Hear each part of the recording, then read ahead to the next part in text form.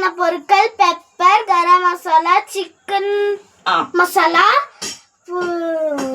மிளகாத்தூள், உப்பு. முட்டை உடைச்சி கலக்கி வச்சிருக்கோம்.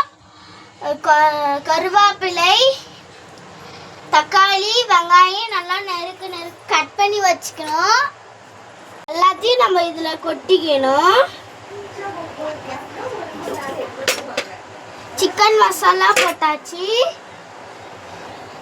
மிளகாத்தூளும் போட்டாச்சு, உப்பு போட்டாச்சு, பெப்பர் போட்டாச்சு,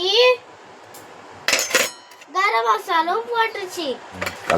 இப்போ எல்லாமே நல்லா மிக்ஸ் பண்ணிக்கணும்.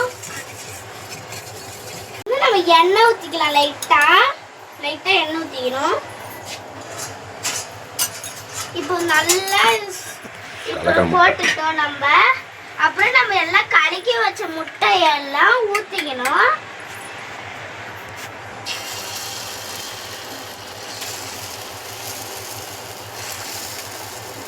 இப்போ எல்லாம் ஊற்றியாச்சு. இப்போ எல்லாம் நல்லா நம்ம இப்படி பண்ணிக்கணும். இப்போ நம்ம வெங்காயம் போட்டுக்கணும். நறுக்கி வச்ச வெங்காயம்லாம் போட்டுக்கணும்.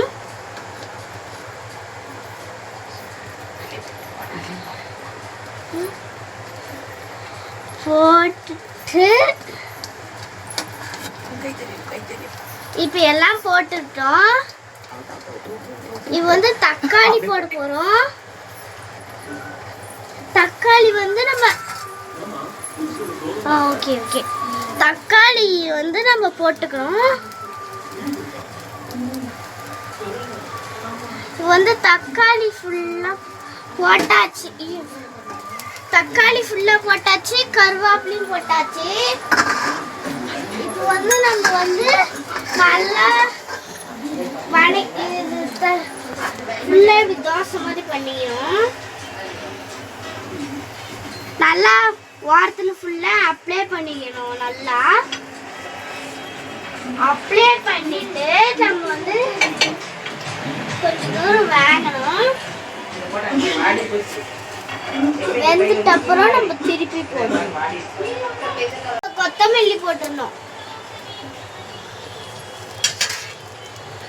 போட்டுட்டு நம்ம கொஞ்ச நேரம் வேக வைக்கணும். இதுக்கு தேவையான பொருட்கள் பெப்பர், கரம் மசாலா, இது கறி தூள் போட்டுட்டு முன்னாடி கொஞ்சம் வேகணும்.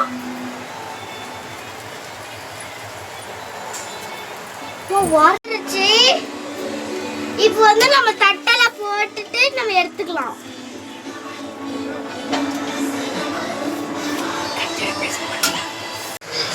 லைட்